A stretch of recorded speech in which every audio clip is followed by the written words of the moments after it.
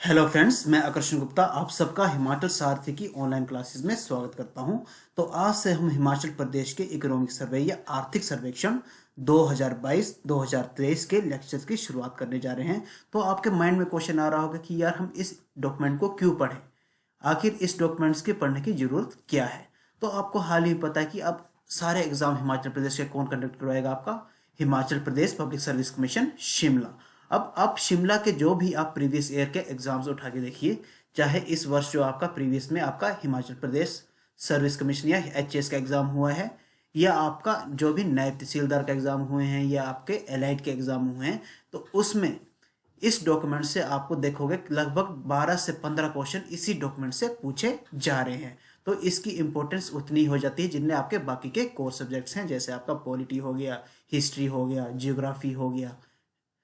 तो इसी को ध्यान में रखते हुए हिमाचल सारथी आपके लिए लेके आई है हिमाचल प्रदेश के आर्थिक सर्वेक्षण के डिटेल में लेक्चर्स की सीरीज। तो आज हम डिस्कस करेंगे chapter 1 of HP economic survey 2023। तो आइए इसकी शुरुआत करते हैं, पर आगे बढ़ने से पहले तो हमें यह जानना जरूरी है कि इकोनॉमिक सर्वे या आर्थिक सर्वेक्षण होता क्या है। So what is economic survey. अब सबसे पहले हमें जानना जरूरी है कि आर्थिक सर्वेक्षण को कंपाइल कौन करता है। तो इकोनॉमिक सर्वे ऑफ इंडिया, अब भारत के लिए इसकी कंपाइलेशन किसके द्वारा की जाती है और रिलीज किसके द्वारा की जाता है, तो यही रिलीज किया जाता है आपका वित्त मंत्रालय, मिनिस्ट्री ऑफ फाइनेंस के द्वारा। और इसको याद रखना है कि हमेशा कई बार क्वेश्चन आया है कि इकोनॉमिक सर्वे डॉक्यूमेंट किसके द्वारा रिलीज किया जाता है पार्लियामेंट में, यह किया जाता है वित्त मंत्रालय या मिनिस्ट्री ऑफ फाइनेंस के द्वारा। और it is usually presented in parliament a day before the union budget. अब जब भी यूनियन बजट या बजट का डॉक्यूमेंट पेश होता है उसके एक दिन पहले जो है आपका इकोनॉमिक सर्वे आर्थिक सर्वेक्षण जो है पार्लियामेंट में पेश कर दिया जाता है। So it is prepared by the economic division of the department of economic affairs under the guidance of chief economic advisor. अब भारत के लिए यह डॉक्यूमेंट किसके द्वारा प्रिपेयर किया जाता है, रिलीज तो किसके द्वारा किया जाता है, मिनिस्ट्री ऑफ फाइनेंस के द्वारा, पर प्रिपरेशन में कौन हेल्प करता है, तो department of economic affairs under the guidance of chief economic advisor, यानी कि चीफ इकोनॉमिक एडवाइजर की गाइडेंस में जो है ये डॉक्यूमेंट प्रिपेयर किया जाता है। किस डिपार्टमेंट द्वारा, डिपार्टमेंट ऑफ इकोनॉमिक अफेयर्स के द्वारा। और हिमाचल के लिए, हिमाचल की यह डॉक्यूमेंट प्रिपेयर किया जाता है आपका the directorate of economic advisor के द्वारा। तो ये भी आपने ध्यान में रख लेना है। So it reviews the developments of Indian economy over the previous 12 months and presents the economic outlook for the current financial year. यानी कि यह डॉक्यूमेंट किस बारे में जानकारी देता है कि हमारी अर्थव्यवस्था ने पिछले 12 मंथ में किस तरह का काम किया है, या हमारी अर्थव्यवस्था किस तरह रही, कितनी उसकी जीडीपी थी, कितनी उसकी मुद्रास्फीति या इन्फ्लेशन थी, सकल घरेलू उत्पाद में कमी आई या उसमें बढ़ोतरी हुई, हमारे देश की एम्प्लॉयमेंट दर कितनी है, हमारे देश का व्यापार कितना बढ़ा या कम हुआ। तो इस सारे के बारे में जानकारी कौन देता है, आपका जानकारी देती है, कौन सा डॉक्यूमेंट देता है, आपका इकोनॉमिक सर्वे। तो इसको आपने ध्यान में रख लेना है। अब इकोनॉमिक सर्वे प्रथम बार कब पेश किया गया आपका भारत में, 1950 और 51, यानी 1950 और 51 को प्रथम बार भारत में आपका आर्थिक सर्वेक्षण या इकोनॉमिक सर्वे का डॉक्यूमेंट पेश किया गया था। और 1964 तक इकोनॉमिक सर्वे और बजट को एक ही डॉक्यूमेंट के रूप में पेश किया जाता था, पर 1964 के बाद इन दोनों डॉक्यूमेंट्स को क्या किया जाता है, बजट और आपका इकोनॉमिक सर्वे या आर्थिक सर्वेक्षण को अलग अलग पेश किया जाता है। तो चलिए अब शुरुआत करते हैं economic survey of Himachal Pradesh के फर्स्ट चैप्टर की, जिसका नाम है जनरल रिव्यू। यानी कि इसमें हम देखेंगे ओवरऑल रिव्यू, देखेंगे कि भारतीय अर्थव्यवस्था और हिमाचल अर्थव्यवस्था ने कैसा काम किया है पिछले 12 महीनों में। तो सबसे पहले हम जानकारी लेते हैं दी ओवरव्यू ऑफ इंडियन इकोनॉमी, यानी कि भारतीय अर्थव्यवस्था का ओवरव्यू ले लेते हैं। और for India 2022 was very special. अब 2022 जो है भारत के लिए बहुत ही स्पेशल रहा है, क्योंकि भारत को आजाद हुए कितने वर्ष हो गए, 2022 में 75 साल हो गए। इसलिए भारत ने अपना 75वां स्वतंत्रता दिवस मनाया कब, 2022 में। और एक और बहुत ही गुड न्यूज आई इंडिया के लिए कि India becomes the 5th largest economy. और इन्होंने, भारत ने जो है यूनाइटेड किंगडम, जिन्होंने हमारे ऊपर राज किया था 200 साल तक, उनकी अर्थव्यवस्था को पीछे छोड़ दिया है और भारत उनको पीछे छोड़कर 5वीं विश्व की सबसे बड़ी अर्थव्यवस्था बन गई है। तो ये भी आपने ध्यान रखना है कि कई बार क्वेश्चन आ सकता है कि भारत अब इकोनॉमिक तौर पर कौन सी अर्थव्यवस्था है। तो आपने याद रखना है, पांचवी लार्जेस्ट इकोनॉमी किसकी है? भारत की। अब भारत की 2023 तक नॉमिनल जीडीपी, देख लीजिए ये टर्मिनोलॉजी आ गई, नॉमिनल जीडीपी। जब हमने क्या किया था, बेसिक्स ऑफ इकोनॉमिक्स में यह लेक्चर डिस्कस किया था। तो मेरी आपसे यही सलाह है कि इस इकोनॉमिक सर्वे को पढ़ने से पहले आप, हमने जो है हिमाचल साथी ने जो बेसिक्स ऑफ इकोनॉमिक्स के 5 लेक्चर्स बनाए हैं, उन्हें एक बार जरूर विजिट करिए। उससे जो है आपके जो सारे कंसेप्ट यहाँ पर जो आ रहे हैं, जैसे आपका नॉमिनल जीडीपी आ रहा है और जीडीपी क्या है, या सकल घरेलू उत्पाद है, वो सारे कंसेप्ट जो है आपके उन 5 लेक्चर्स में कवर किए गए हैं। तो प्लीज़ पहले आप जो है उन 5 लेक्चर्स को विजिट कर लीजिए, फिर आपको जो है इकोनॉमिक सर्वे में समझने के लिए कोई दिक्कत नहीं आने वाली। तो पहला क्या लिखा है, by March 2023 the nominal GDP of India will be around 3.5 trillion US dollar, यानी कि मार्च 2023 में भारत की अर्थव्यवस्था कितनी हो गई है? 3.5 ट्रिलियन यूएस डॉलर की। अब नेक्स्ट यहां पे लाइन लिखी गई कि Bharat economy witnessed a V shape recovery after the कोविड-19। अब आपको पता है कि 2020 और 21 वर्ष जो है पूरे भारत नहीं पूरे विश्व के लिए बहुत ही बुरा गुजरा है, क्योंकि एक बहुत ही डेंजरस या बहुत ही खतरनाक वायरस फैल गया था पूरे विश्व में, जिसने कई लाखों लोगों की जिंदगी तबाह कर दिया, उनकी जान चली गई।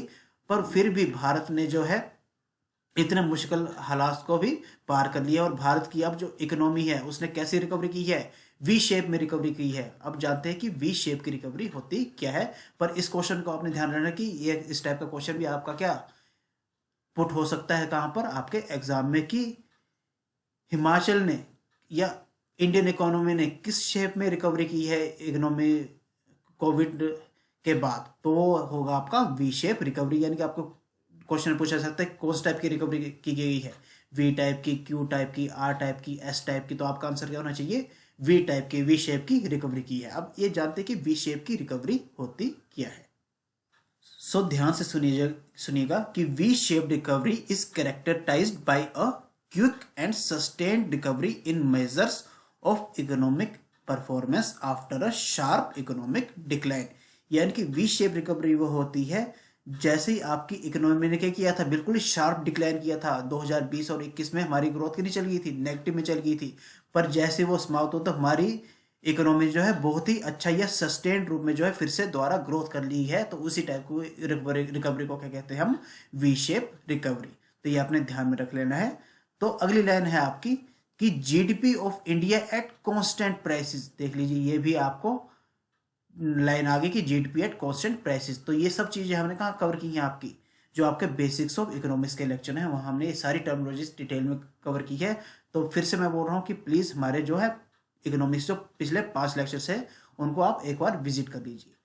तो GDP of India at constant prices 2011 and 12 prices, और रियल जीडीपी और GDP at constant prices for the financial year या फिजिकल ईयर 2022 और 2023 is estimated at rupees 157.60 lakh crore as against the rupees 147.35 crore in financial year 2021-2022।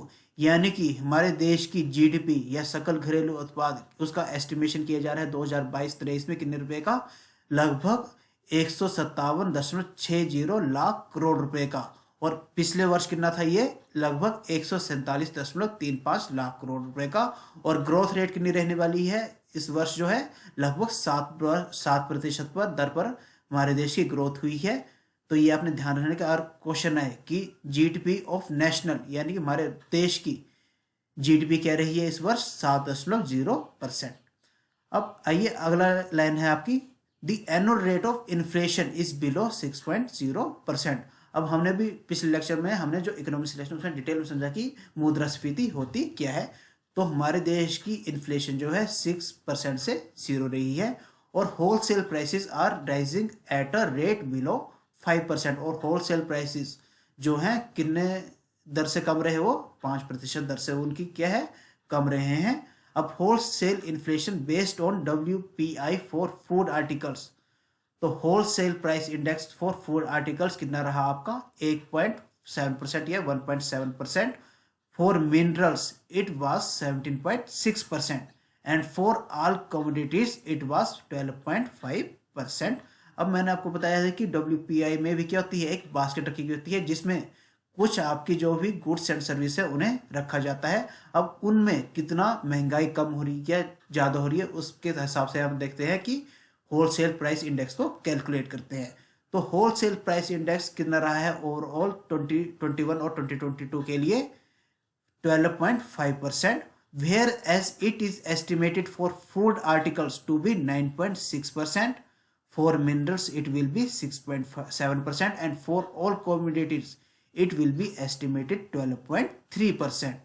यानी कि 2023 और 2022 के लिए overall WPI कितनी रही है आपकी 12.3%, और पिछले साल कितनी थी 12.5%। यानी कि होलसेल प्राइस इंडेक्स के प्राइसेस में थोड़ी सी हल्की सी क्या आई है, कमी आई है। तो ये आपने ध्यान में रख लेना है। तो आइए अब यहाँ पर थोड़ा सा हम कंपैरिजन कर लेते हैं कि हमारे देश की ग्रोथ रेट कैसी रही थी सेक्टर वाइज। अब यहाँ पे जो भी आपका थोड़ा सा रेड कलर में, ये कौन सा है आपका प्राथमिक क्षेत्र या प्राइमरी सेक्टर, नीले रंग में आपको देखने को मिलेगा कौन सा सेकेंडरी या द्वितीय क्षेत्र, और हरे में आपको देखने को मिलेगा टर्शरी क्षेत्र या तृतीय क्षेत्र। अब 2018-19 में कितना था, कितना ग्रोथ किया था इसने 0.6%, 6.6% और 7.0%। पर आपको मेन ध्यान रखने कौन सा डाटा है आपको, ये वाला, क्योंकि यहीं से आपको मैक्सिमम क्वेश्चन पुट होने के मैक्सिमम चांसेस हैं। तो 2021-22 में प्राथमिक क्षेत्र ने कितना ग्रोथ किया था 7.3%, पर 2022-23 में अभी कितना है 3%। सेकेंडरी सेक्टर ने 9.6% और 2022-23 में 6.6%। इसको भी आपने कंपेयर करके लिख लेना है। और थर्ड है आपका टर्शरी सेक्टर, इसमें दोनों के है इक्वल, 9.3% इधर भी, 9.3% इधर भी। तो इस चार्ट को आपने जो है ध्यान में नोट डाउन कर लेना है। तो मैं इसको थोड़ा सा रिमूव कर देता हूँ ताकि आपको क्या हो, इसको लिखने में आसानी हो या नोट्स बनाने में आसानी हो। तो चलिए अब आगे बढ़ते हैं, हम हिमाचल के ओवरव्यू देख लेते हैं। अब हिमाचल का ओवरव्यू अभी इस स्लाइड में हम देख रहे हैं, केवल थोड़ी शॉर्ट में चीज़ें देख रहे हैं, ओवरव्यू देख रहे हैं, पर डिटेल में हमें क्या पढ़ना है, हिमाचल प्रदेश की इकोनॉमी के बारे में डिटेल में पढ़ना है। तो during the fiscal year 2021 and 2022, the state economy grew by 7.6% and is expected to grow by 6.4% during the financial year 2022 and 2023. अब पिछले प्रीवियस ईयर में 2021-22 में भारत की अर्थव्यवस्था ने कितना ग्रो किया था, और उसकी जीडीपी कितनी थी आपकी 7.6%। और इस बार एक्सपेक्ट किया जा रहा है कि आने वाले वर्ष में भारत की हिमाचल की अर्थव्यवस्था कितनी ग्रो करने वाली है 6.4% की दर से। तो इसको आपने नोट डाउन कर लेना है। The growth state domestic product at current prices is estimated eight ₹1,76,269 crore for physical year 2021-2022। अब देश की जो है हिमाचल की, हमारे राज्य की सकल घरेलू उत्पाद एट करंट प्राइसेस कितनी रही है 1,76,269 करोड़ रुपया किस वर्ष के लिए 2021-22 के लिए, और 2020-21 में कितनी थी लगभग इसकी 1,55,251 करोड़ रुपए।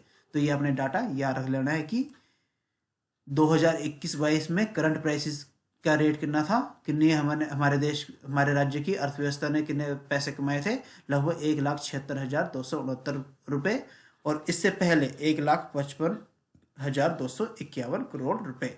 यानी कि हमारे देश की अर्थव्यवस्था या जीडीपी में कितना इंक्रीज देखा गया 13.5% ड्यूरिंग दिस ईयर। अब जीडीपी एट कांस्टेंट प्राइसेस कितनी रही है 2021-22 के लिए, वो रही है आपकी 1,26,433 करोड़। अब ये वैल्यू जो ना आपको बहुत ही इंपॉर्टेंट है, इनसे डायरेक्ट हिमाचल प्रदेश में क्वेश्चन पुट होते हैं कि कितने करोड़ रुपीस का जीडीपी रही एट कांस्टेंट प्राइसेस। तो आपने ध्यान रखना है 1,26,433 करोड़ रुपया किसके लिए 2021-22 के लिए, और 2020-21 में कितना था वो 1,17,555 करोड़, और ग्रोथ रेट क्या रहा 7.6%। और इससे पहले कितना था 2020-21 में 3.0%, पर इस वर्ष कितना रहा है ये 7.6%। ये आपने बहुत ही इंपॉर्टेंट डाटा है, इसको आप कॉपी में नोट डाउन करके लिख लीजिएगा। अब अगला है आपका प्रति व्यक्ति आय या per capita income at current prices कितना रहा है हमारे देश का, यानी कि प्रति व्यक्ति आय पूरे हिमाचल प्रदेश की कितनी है सालाना 2021-22 में कितनी रही है, 2,01,271 रुपये, यानी कि प्रति व्यक्ति एवरेज कितना कमा रहा है सालाना 2,01,271 रुपये, compare to 1,77,924 1,77,924 rupees for physical year 2020 and 21 के लिए। तो कितना इंक्रीज देखा गया है पर कैपिटा इनकम के लिए, 13.1% का क्या देखा गया है, इसमें इंक्रीज देखा गया है। The economy of state for physical year 2022 and 2023 is expected to grow by 6.4%, यानी कि 2021-22 में हमारी इकोनॉमी तो कैसे ग्रोथ की गई है 7.6%, पर एक्सपेक्ट क्या किया जा रहा है आने वाले वर्ष में, जब पूरा फाइनेंशियल फिजिकल ईयर देखा जाएगा मार्च तक, हमारे राज्य की इकोनॉमी कितनी रहने वाली है 6.4%। ये आपने ध्यान में रख लेना है। The economy of the state has shown a shift from the agriculture sector to industries and service as the percentage contribution of agriculture in the total gross state domestic product. तो पहले जैसे हमारा देश आज़ाद हुआ तो हमारे राज्य की मेन इकोनॉमी या जीडीपी किस पे डिपेंड करती थी, हमारी एग्रीकल्चर में। अब धीरे धीरे ये किस ओर शिफ्ट होती जा रही है, आपके सेकेंडरी और टर्शियरी सेक्टर की ओर। तो जैसे आप देखेंगे 1950-51 में हमारे राज्य की अर्थव्यवस्था में जीडीपी में किसका सबसे ज़्यादा योगदान किसका था, आपका एग्रीकल्चर सेक्टर का, कितना 57.9%। अब यह 1967-68 में कितना घटकर हो गया 55.5%, और 1990 और 91 तक कितना रह गया 26.5%, और 2021-22 में अब कितना कम होकर रह गया आपका 9.50%। तो ये आपने ध्यान में रख लेना है। तो ये आपका गाइस चार्ट दिया है, आप चार्ट में आप सीधे डायरेक्ट आप देख सकते हो कि 2021-22 में आपका जीएसटीबी एट करंट प्राइसेस कितने रुपीज था 1,55,251 करोड़ रुपीज, और 2021 में कितना है 22 में कितना हो गया 1,76,269 करोड़ रुपये। और क्या चेंज आया है आपका 13.5% से क्या हुई है, इसमें वृद्धि हुई है। और कांस्टेंट प्राइसेस में आपने कितनी वृद्धि हुई है 7.6%। अब फूड ग्रेन्स प्रोडक्शन कितने लाख मैट्रिक टन की प्रोडक्शन ज़्यादा हुई है, 2020-21 में हमने कितने प्रोडक्शन की थी आपकी अनाज की 15.21 मैट्रिक टन, पर अब कितनी हो गई है 16.92 मैट्रिक टन, और कितने इंक्रीज हुए लगभग 11.2% की क्या देखी इसमें इंक्रीज देखी गई है। वैसे फूड प्रोडक्शन में 6.24 मैट्रिक टन प्रोडक्शन हुई थी कब 2020 और 21 को, और 2021-22 को अब इसकी कितनी प्रोडक्शन हो गई है 7.50 मैट्रिक टन, और कितनी दर से वृद्धि हुई है इसकी 20.8%। अब इलेक्ट्रिसिटी कितनी जनरेट की गई है, कितनी यूनिट हमने जनरेट की है, तो 2020-21 में हमने हिमाचल प्रदेश ने जनरेट की थी 1,961 मिलियन यूनिट्स, और 2021-22 में कितनी प्रोड्यूस कर दी है हमने 2,230 मिलियन यूनिट्स, यानी कि इसमें कितनी दर वृद्धि में दर हुई है 12.34%। अब इस चार्ट को आपने क्या करना है बिल्कुल नोट डाउन कर लेना है और इन फिगर्स को रट लेना है, क्योंकि यहाँ से आपके क्वेश्चन आने के मैक्सिमम चांसेस हैं। कौन से, एक तो ये वाला पार्ट है आपका जीडीपी कितना है कांस्टेंट प्राइसेस में कितना रहा 7.6%, और करंट प्राइसेस में कितना रहा 13.5%, और फूड ग्रेन की प्रोडक्शन कितनी थी दोनों को कंपेयर करके इसको भी आपने नोट डाउन करना है। फूड प्रोडक्शन कितनी थी, इलेक्ट्रिसिटी कितनी प्रोड्यूस हुई, ये सारे आपने क्या है एक अपनी कॉपी में नोट डाउन कर लेना है और इनको रट लेना है, क्योंकि इससे ऐसे ऐसे क्वेश्चन जो है इकोनॉमिक सर्वे से सीधे डायरेक्ट पूछे जाते हैं, सीधे उनसे क्या पूछा जाता है वैल्यू पूछी जाती है। तो अब यहाँ देखते हैं हमने एक कंपैरिजन किया है किसका, हिमाचल प्रदेश की जीडीपी और नेशनल जीडीपी का यहाँ पर एक कंपैरिजन किया गया है। अब 2012-13 का डाटा तो आपको इतना इंपॉर्टेंट नहीं है, पर डाटा आपको मेन इंपॉर्टेंट कौन सा है आपका 2021-22 का 2022-23 का। अब देखिए 2021-22 को अब रेड में कौन सी किसकी जीडीपी दर्शा रही है, यह हिमाचल प्रदेश की, और ब्लू लाइन में नेशनल। अब देखिए 2021-22 में हिमाचल प्रदेश की जीडीपी कितनी रही 7.6%, और 2022-23 में एक्सपेक्टेड है कितना 6.4%। और ये दोनों टर्म जो है बहुत ही इंपॉर्टेंट है, इनको प्लीज प्लीज नोट डाउन कर लीजिए। बहुत ही इंपॉर्टेंट ये डाटा है कि 2021-22 में हिमाचल प्रदेश की जीडीपी एट बेसिक प्राइसेस कितनी रही थी आपकी 7.6%, और 2022-23 में कितनी होने वाली है, लगभग एक्सपेक्ट किया जा रहा है 6.4%। वहीं भारत की कितनी रही थी पूरी नेशनल 8.7% 2021-22 की, और अभी क्या एस्टिमेट किया जा रहा है आपका 7.0%।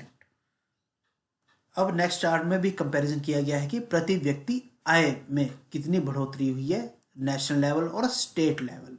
अब इसको आपको जानने से पहले आपको यह भी जानना जरूरी है कि पर कैपिटा इनकम होती क्या है।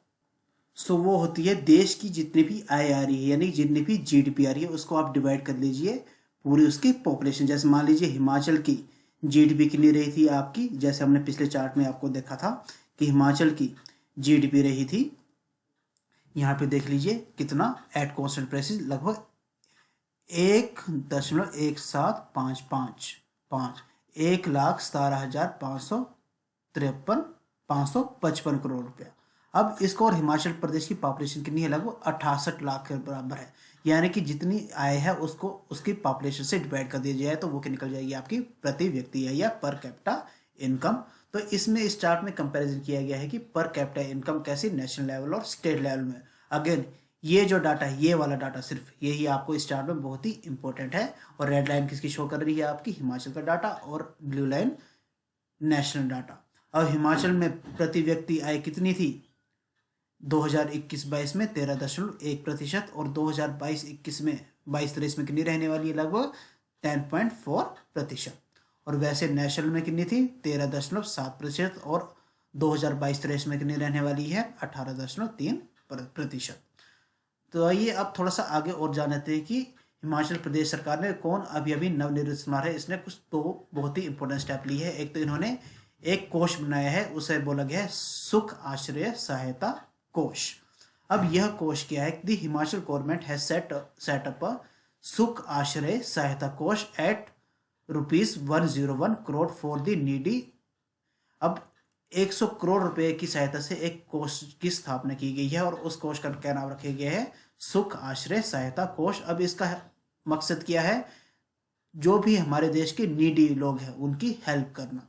जैसे कि the government has taken this step not out of the compassion but to help the children the youth who have little or no family support. यानी कि जो भी अनाथ बच्चे हैं जिनके पास कोई भी फैमिली सपोर्ट नहीं है, उन बच्चों और उन नौजवानों को सहायता प्रदान करने के लिए यह किस सुख आश्रय सहायता कोष की स्थापना की गई है। और कितने करोड़ के लिए कोष बनाया गया है, 101 करोड़ रुपए का। तो Himachal Pradesh will bear the entire cost of education of needy person who get admission in institutes like IIT, AIMS, IIM, IIT, Polytechnical, ITI, and they will also be given pocket money। अब जो भी बेसहारा बच्चा है उसकी यार एडमिशन हो जाती किस में, IIT, AIMS जैसे इंस्टीट्यूट्स में, तो उसकी पूरी फीस किसके द्वारा पे की जाएगी, सुख आश्रय सहायता कोष के द्वारा, और उस व्यक्ति को जो है पॉकेट मनी भी दी जाएगी। और इसी योजना के अंतर्गत The state government will play the role of guardians for the children living in old age homes and shelter homes। यानी कि अब बच्चों की देखभाल करने की जिम्मेवारी किसकी होगी, राज्य सरकार की, जो बच्चे कहाँ हैं, ओल्ड एज होम्स में रह रहे हैं या शेल्टर होम्स में रह रहे हैं। और government will provide clothing subsidy to single women and special children. अब इसके तहत जो है बच्चों को कपड़े भी दिए जाएंगे, और जो भी एकल महिलाएं जिनकी क्या होगी, उसके पति की क्या हुई है, डेथ हो गई है, या उसका कोई लिविंग सोर्स नहीं है, उन्हें भी इसके थ्रू जो है सहायता प्रदान की जाएगी। और हर वर्ष जो कोई भी फेस्टिवल होगा उसमें भी इन लोगों को अलाउंस दिया जाएगा, कितने रुपए का, 500 रुपए का। The Himachal government has also provided a festival allowance, और इसको क्या बोला गया है, फेस्टिवल अलाउंस बोला गया है। और कितना अलाउंस दिया जाएगा, 500 रुपए का, for the person to the residents of children care institution. यानी कि जो भी चिल्ड्रन केयर इंस्टीट्यूशन में जो भी बच्चे रह रहे हैं, या ओल्ड एज होम्स में जो भी व्यक्ति रह रहे हैं, या नारी सेवा सदन या शक्ति सदन या स्पेशल होम्स में जो भी व्यक्ति रहे उन व्यक्तियों को, ताकि उन्हें भी ऐसा महसूस नहीं हो कि हमारे परिवार में कोई नहीं है और हमारे पास आय के साधन नहीं है तो हम त्यौहार नहीं मना सकते। तो इसको उन्हें हर एक त्यौहार के लिए कितना पैसा दिया जाएगा, 500 रुपया, ताकि वो क्या है त्यौहार को अच्छे से मना सकें। और अगली डेवलपमेंट हुई है हिमाचल में कि हिमाचल में अब Rajiv Gandhi model day boarding school खोले जाएंगे। कहाँ, प्रत्येक डिस्ट्रिक्ट में। To help poor children steps will be taken to change the education policy. अब जो भी गरीब बच्चे हैं उनको आगे बढ़ाने के लिए एजुकेशन पॉलिसी में चेंज लाया जाएगा। और they will be given equal opportunities to study and Rajiv Gandhi model day boarding schools will be open in the state. अब जो भी ये बोर्डिंग स्कूल्स खोलेंगे इनमें उन बच्चों को भी बाकी बच्चों के साथ साथ की तरह ही एक समान अपॉर्चुनिटी दी जाएगी। अब इसमें क्या क्या प्रोवाइड किया जाएगा, जैसे आजकल रोबोटिक्स आपका बहुत ही, जैसे न्यू चैट जीपीटी आ गया है, blockchain technology, cyber security, cloud computing, data science, artificial intelligence, इन सारे कोर्सेज को इन स्कूलों में जोड़ा जाएगा। तो आज का लेक्चर हम यहीं ख़त्म करते हैं। तो गाइस, अगर आपको हमारे लेक्चर पसंद आ रहे हैं तो प्लीज़ हमारे चैनल को लाइक करें, शेयर करें एंड सब्सक्राइब करने ना भूलें। Thank you.